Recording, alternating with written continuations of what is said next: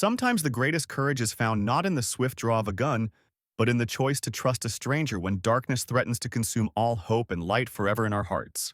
The telegraph key clicked urgently in the small Williamsburg office as Anna Olson worked through the evening dispatches. Rain drummed against the windows while she transcribed routine messages about cattle prices and mail deliveries. Suddenly, her fingers froze over the key. An encrypted message was coming through. Something about a gold train robbery planned for tomorrow's Santa Fe run. Anna's heart raced as she carefully recorded every coded word, her trained ear catching details others might miss. Anna studied the decoded message by lamplight, her hands trembling slightly. The Santa Fe train would be carrying 3 months' worth of gold from the Colorado mining camps, enough to tempt any desperate gang.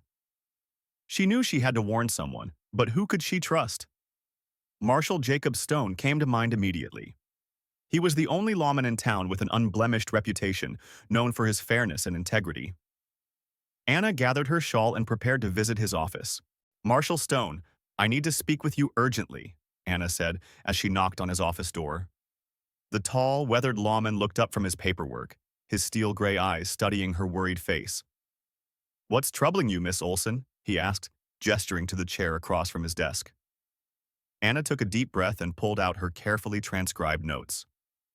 "I intercepted a telegraph message about a train robbery.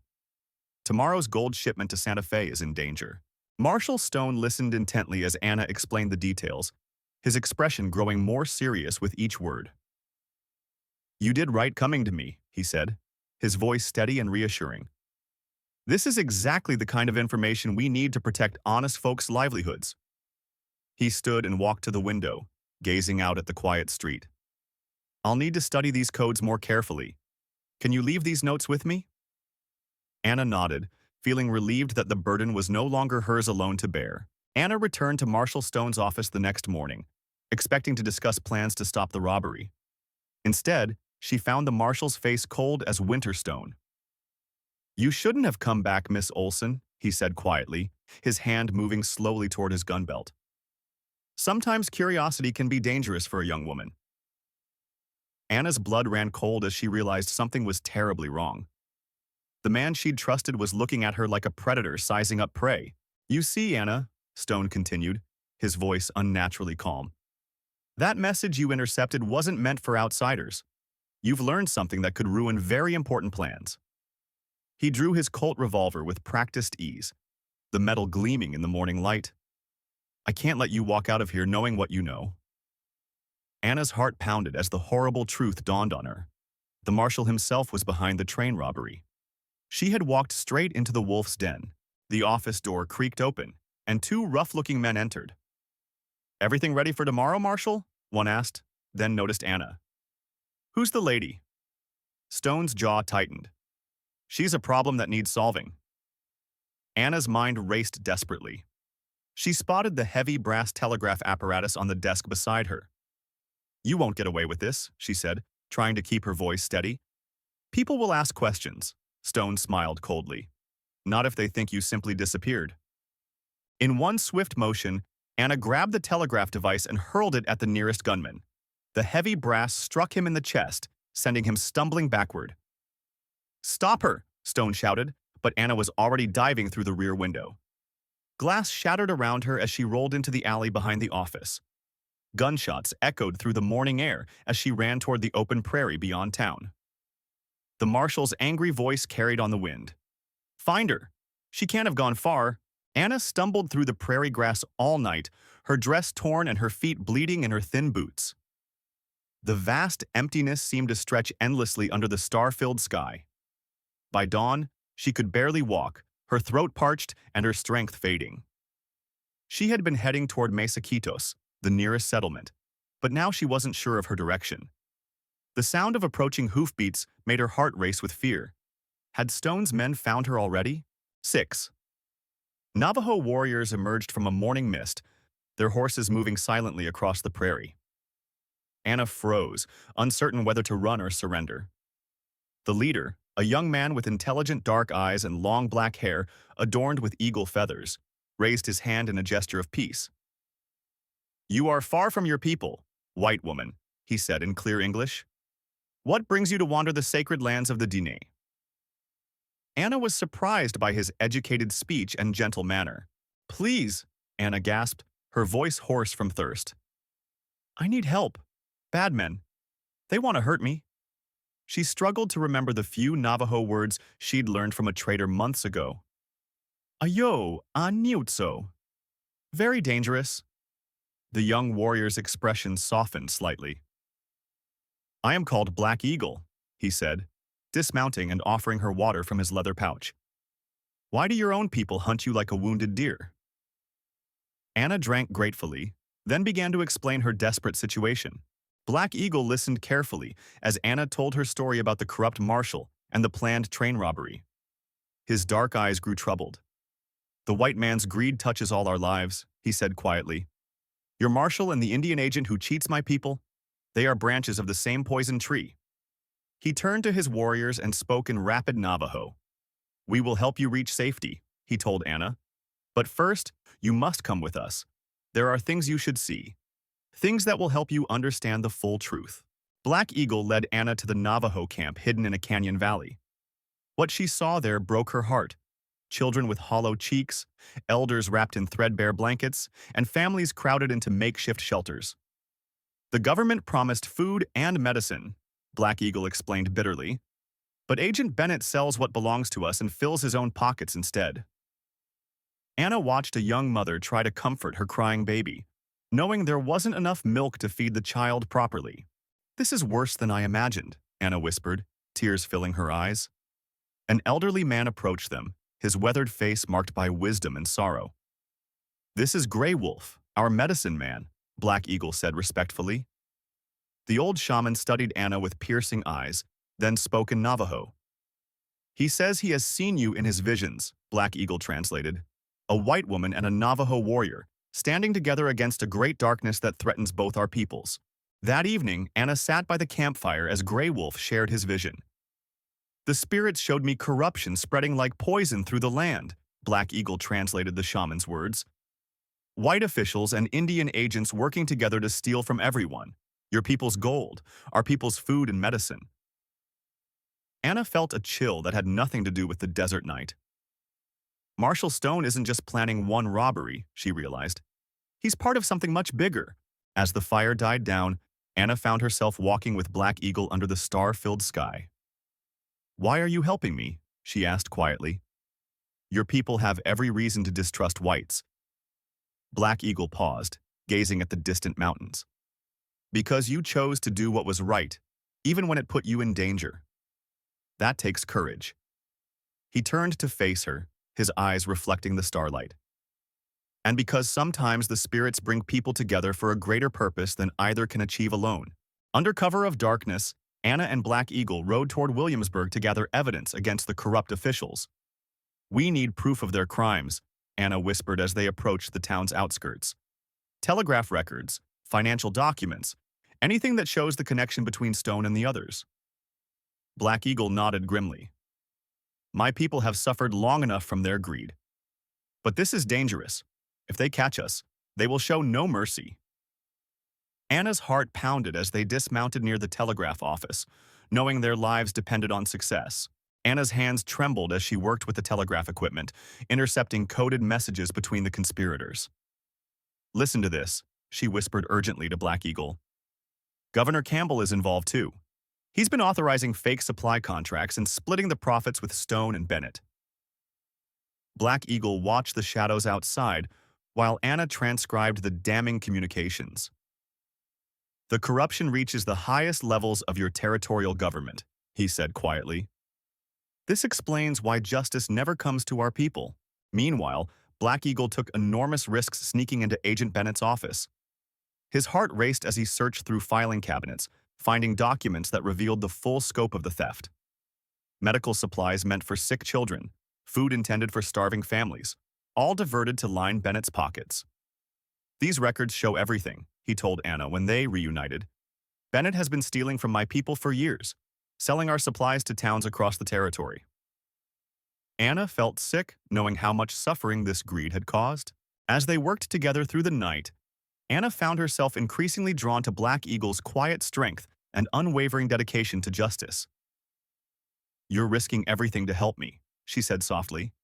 Why? He paused in his examination of the stolen documents, his dark eyes meeting hers. Because some fights are worth any risk, he replied, and because I believe you truly care about what happens to my people. Anna felt something stirring in her heart, a connection deeper than mere partnership in their dangerous mission. Marshal Stone's fury was terrible to behold as he assembled a hunting party at dawn. That woman knows too much, and now she's turned one of the savages against us, he snarled to his men. Spread the word. Anna Olson has been kidnapped by hostiles, and the warrior Black Eagle is planning an attack on the town. The lies came easily to his lips, and soon armed men were mounting their horses, eager for the bounty Stone had placed on both their heads. Bring them back alive if possible, Stone commanded, but dead will do just fine. Anna and Black Eagle barely escaped Williamsburg as the first search parties began combing the countryside. They'll use tracking dogs and skilled hunters, Black Eagle warned as they rode hard toward the mountains. We need to reach Devil's Canyon before they pick up our trail. Anna clung to her saddle, unused to such desperate riding, but she could hear the distant baying of hounds behind them. How many men does Stone have? She asked breathlessly. Too many, Black Eagle replied grimly. But the canyon country is my home. There we have the advantage. By afternoon, they had reached the treacherous terrain of Devil's Canyon, where ancient rock formations created a maze of hiding places. Black Eagle led them to an abandoned mine shaft hidden among the red sandstone cliffs. This will shelter us for now, he said, helping Anna dismount.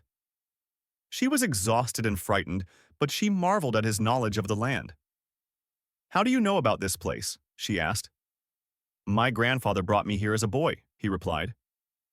He said sometimes the old places hold the strongest medicine for healing and protection.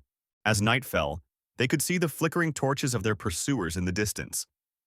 They're getting closer, Anna whispered, her voice tight with fear. Black Eagle placed a comforting hand on her shoulder. We have what we came for, the evidence that will expose their crimes. But we need to reach Santa Fe and the federal marshals. He studied the terrain below, calculating their chances. The only way out is through the narrow pass at the canyon's end, but Stone's men will be watching it.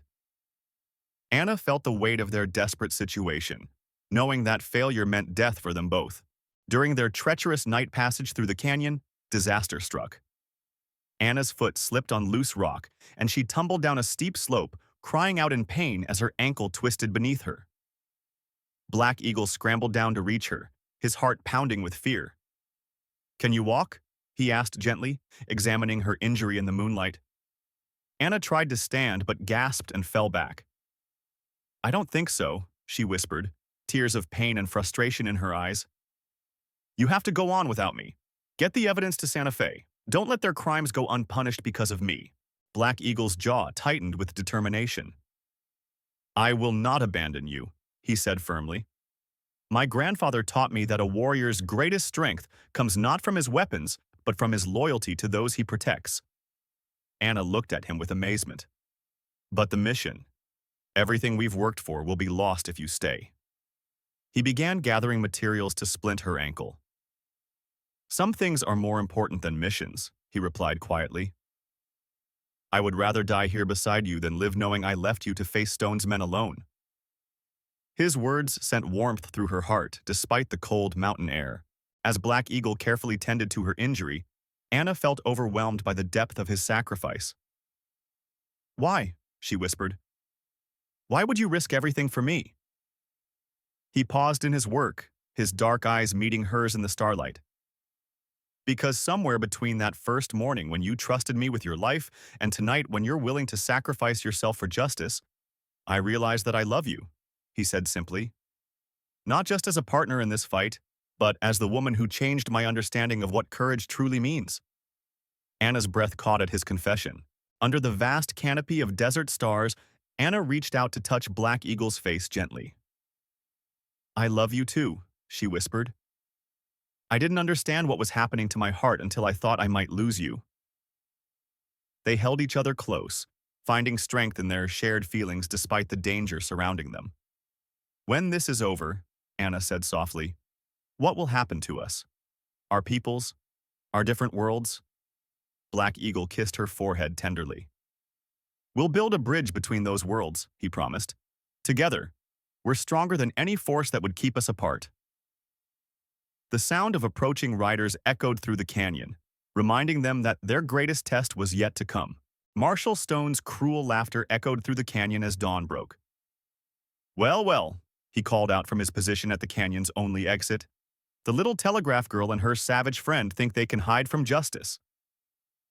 His men had surrounded the area during the night, cutting off all escape routes. Anna and Black Eagle watched from their rocky shelter as armed figures positioned themselves on the canyon walls above. We know you're in there, Stone shouted. Come out peacefully, and maybe I'll make it quick.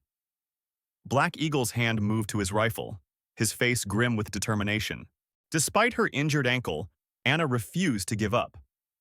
We can't let them win, she whispered fiercely. Too many people will suffer if that evidence doesn't reach Santa Fe. Black Eagle nodded, his respect for her courage growing even stronger. Then we make our stand here, he replied. But first, let me teach you something my father showed me. He pulled out his bow and demonstrated the proper stance. The white man's guns are loud, but sometimes the old ways are more effective. Anna watched carefully as he showed her how to nock an arrow, her hands trembling slightly, but her resolve unwavering. Anna worked frantically with her portable telegraph equipment, trying to send a distress signal to neighboring towns. If I can just get a message through, she muttered, her fingers flying over the brass keys. The device crackled with static, but gradually a connection formed. This is Anna Olson in Devil's Canyon, she tapped out in Morse code. Marshal Stone corrupt. Need federal help immediately. Evidence of conspiracy. Black Eagle kept watch while she worked, his bow ready. They're moving closer, he warned. Whatever you're doing, do it quickly. The telegraph suddenly went silent as Stone's men cut the wire. The final confrontation began as Stone's men started their assault on the rocky shelter.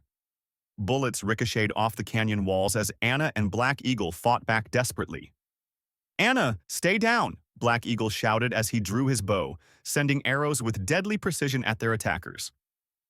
Anna grabbed a fallen rifle and fired back, her telegraphist's steady hands serving her well.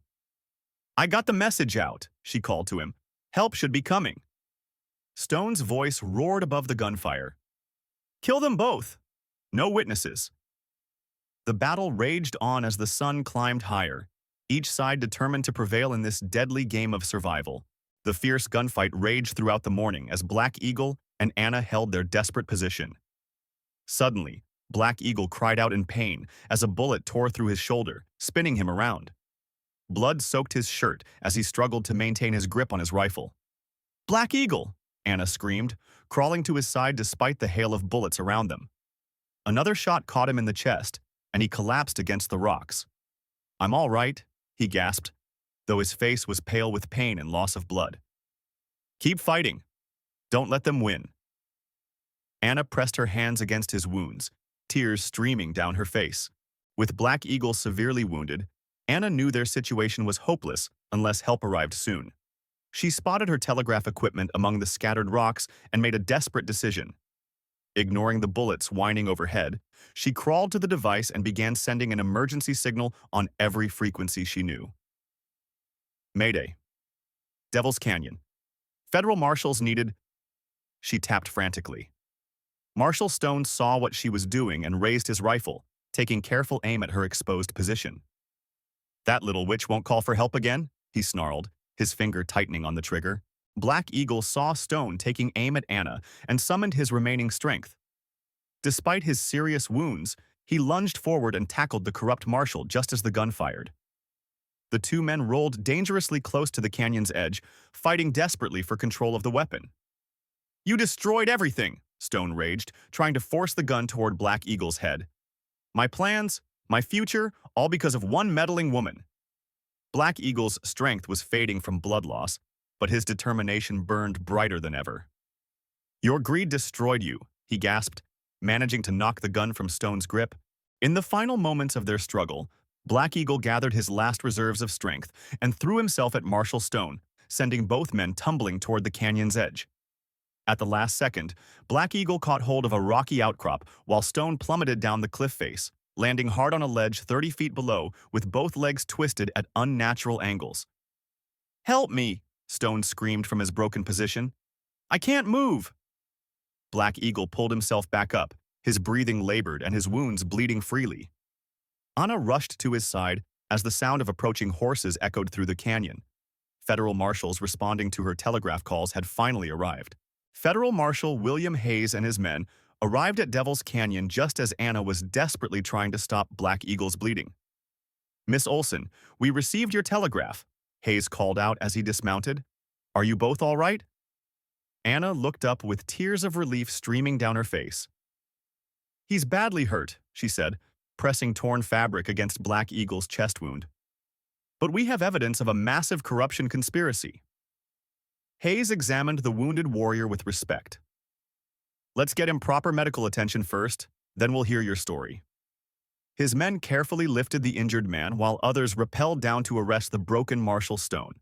3 weeks later, Anna sat beside Black Eagle's bed in the military hospital at Fort Marcy, watching anxiously as the Navajo medicine man Grey Wolf performed traditional healing ceremonies alongside the army doctor's treatments. "The spirits are pleased with your courage," Grey Wolf told them both. "The healing will be complete, but it will take time." Black Eagle's eyes were clearer now, though he was still weak from his injuries. "The evidence we gathered?" he asked Anna softly. She smiled and squeezed his hand gently. "Governor Campbell has been arrested, along with Agent Bennett and a dozen others. The corruption network is completely destroyed."